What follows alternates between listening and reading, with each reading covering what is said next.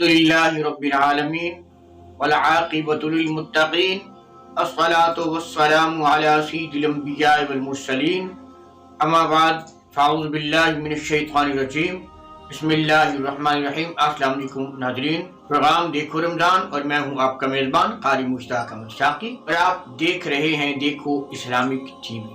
ناظرین، حضور احمد دو عالم صلی اللہ علیہ وسلم ارشاد فرماتے ہیں، جس شخص نے مجھ محمد صلی اللہ علیہ وسلم پر 10 بار صبح 10 بار شام کو دروشی پڑھا تو قیامت میں میں اس کی شفاعت کروں گا۔ اللہم صلی علی محمد وعلی آل محمد وبارک وسلم۔ الصلاۃ والسلام علیک یا رسول اللہ وعلی آلک وصحابک یا حبیب اللہ۔ ناظرین، آج انشاءاللہ ہم جس ٹاپک پہ بات کریں گے وہ ہے اعتکاف۔ اعتکاف بہت اچھا عمل ہے۔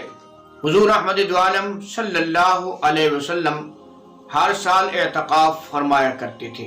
آپ نے پورا مہینہ بھی اعتکاف فرمایا ہے، اور حدیث شریف میں آتا ہے کہ آپ صلی اللہ علیہ وسلم نے کسی وجہ سے اعتکاف نہ فرمایا تو شوال میں پھر آپ نے آخری عشرہ میں اعتکاف فرمایا، اور ایک بار آپ سفر پہ تھے تو اعتکاف آپ کا رہ گیا، تو آنے والے رمضان میں آپ صلی اللہ علیہ وسلم نے 20 دن کا اعتکاف فرمایا تھا۔ اعتکاف کی فضیلت یہ ہے، تاجدار مدینہ سرور قلب و سینہ احمد مجتبی محمد مصطفیٰ صلی اللہ علیہ وسلم ارشاد فرماتے ہیں، جس شخص نے اعتکاف کیا اللہ تعالیٰ اس کو 2 حج اور 2 عمروں کا ثواب عطا فرمائے گا۔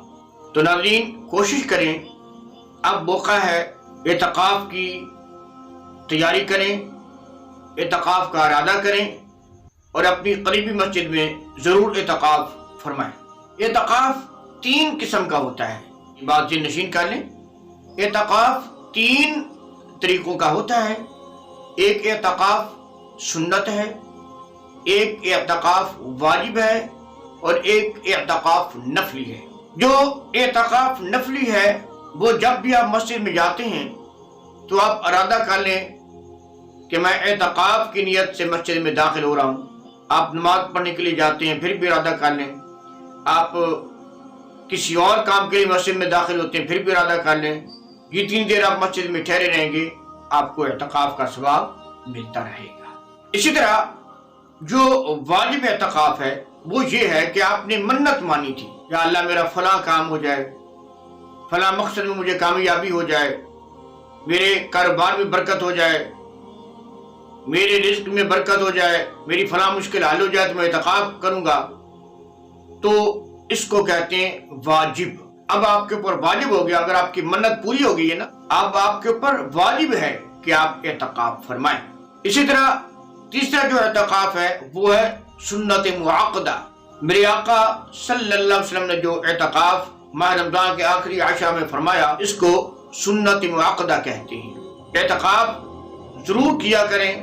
جو لوگ ہر سال اعتکاف نہیں کر سکتے، کم از کم زندگی میں ایک بار تو ضرور اعتکاف فرمائیں مسجد میں۔ یہ بات یاد رہے کہ اعتکاف مردوں کے لیے مسجد میں بیٹھنا ضروری ہے، اور عورتوں کے لیے گھر کے ایک کمرے میں وہ اہتمام کر لیں اور وہاں وہ اعتکاف فرمائیں۔ دوران اعتکاف یہ بات یاد رکھیں، بغیر ضرورت مسجد سے باہر نہ جائیں ورنہ آپ کا اعتکاف ٹوٹ جائے گا۔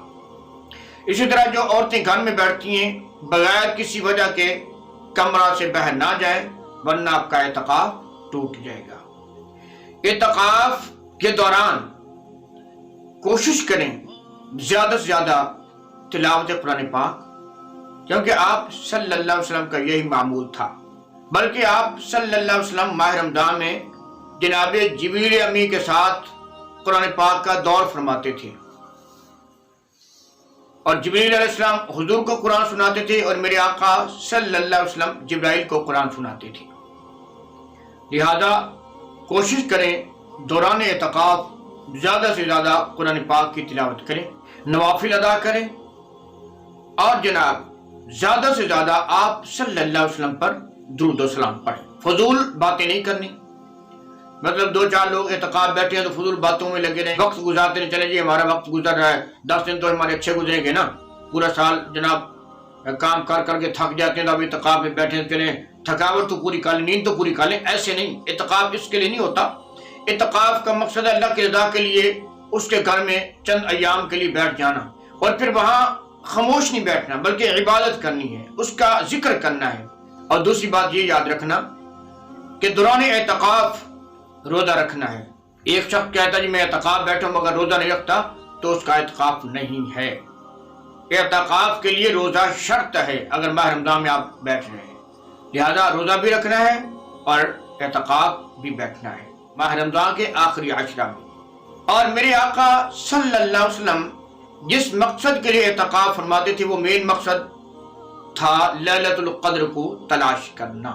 लैलतुल क़द्र के मुतालिक है कि 21 की रात, 23, 25, 27 या फिर 29 की रात को लैलतुल क़द्र को मेरे आका सल्लल्लाहु अलैहि वसल्लम ने पाया, और बिलखुसूस ज्यादा आपने 27 को लैलतुल क़द्र को पाया।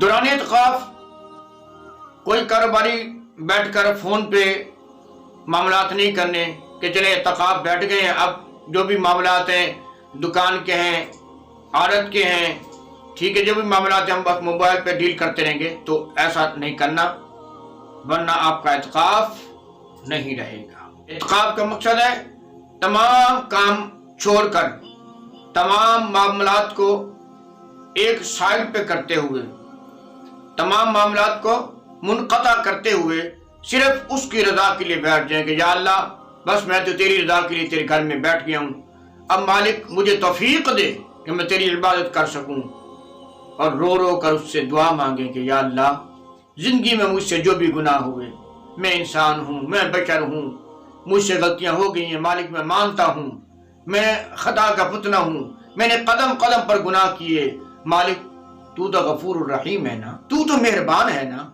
तू तो सत्तार और गफ्फार है ना, तू तो गुनाहों पे पर्दे डालता है ना मेरा मालिक, तू तो मेहरबानी फरमाता है ना, तू तो रहमान है ना, तू तो रहीम है ना मेरा मालिक, तू तो अपने बंदों के साथ प्यार करता है, तेरा हुक्म है मैं माँ से 70 गुना ज्यादा अपने बंदे से प्यार करता हूँ। माँ 1 गुना प्यार करती है, अल्लाह फरमाता है मैं 70 गुना अपने बंदे से प्यार करता हूँ, तो मेरा मालिक अब मेरे लिए रहमत के दरवाजे खोल देना, मेरा मालिक मुझे माफ कर दे, मेरा मालिक मैं बहुत शर्मिंदा हूँ, मैंने जिंदगी में कोई ऐसा काम नहीं किया तुझे राजी करने वाला हो, मालिक अब मुझे माफ कर दे। तो जब इंसान अल्लाह की बारगाह में इल्तिजाएं करेगा, दुआएं करेगा, तो मेरा मालिक जरूर रहमत के दरवाजे खोल देगा। इसलिए नाज़रीन इत्काफ सिर्फ उसकी रजा के लिए हमने बैठना है। दौरान इत्काफ आप कहते हैं जी मैंने मस्जिद से बाहर जाना है, खाना लेने के लिए जाना है, आपको खाना कोई पहुंचाने वाला नहीं है, आप जा सकते हैं, खाना ले आए और फिर आकर मस्जिद में खाना खाएं। इसी तरह मस्जिद से बाहर है बाथरूम और आपको जाना है, आप जा सकते हैं, लेकिन टाइम ज़ाया नहीं करना, वहाँ खड़ा नहीं होना, बस जो आपका मकसद है जिस हाजत के लिए गए उसके बाद फौरन आप मस्जिद में आ जाए, वुजू खाने पे गए हैं वुजू करें, फौरन मस्जिद में आ जाए। हाँ, कुछ ऐसी बातें हैं जिनकी वजह से आप इत्काफ को तोड़ सकते हैं, मगर बाद में उसकी कज़ा देना जरूरी है। ऐसा कोई मसला बन गया, कोई ऐसी बीमारी लग गई जिसका इलाज कराना जरूरी है, तो आप मस्जिद से बाहर जा सकते हैं। इसी तरह किसी घर को या किसी शख्स को आग लग जाती है, उसको बचाने के लिए आप इत्काफ तोड़ सकते हैं। इसी तरह जिहाद का हुक्म आ जाता है कि जिहाद पे जाना है, तो आप इत्काफ तोड़ सकते हैं। अहलिया का इंतकाल हो गया, अब आप जनाजे में शरीक होने के लिए, उसके इंतजाम के लिए इत्काफ तोड़ सकते हैं। मस्जिद में या जनाज़गाह में कोई जनाजा आ गया, अब पढ़ाने वाला कोई नहीं है, तो आप इत्काफ तोड़ सकते हैं, मगर बाद में इसकी कज़ा आप कर लें। इसी तरह से जो बातें रोज़ा के लिए है ना, जिनसे रोज़ा टूट जाता है, उन्हीं से इत्काफ भी टूट जाता है। ये बातें आपने याद रखनी हैं। इत्काफ मेरे आका सल्लल्लाहु अलैहि वसल्लम की महबूब सुन्नत है। सहाबा इकराम भी इत्काफ फरमाया करते थे, औलिया इकराम भी इत्काफ फरमाया करते थे, उलमा इकराम भी इत्काफ फरमाया करते थे।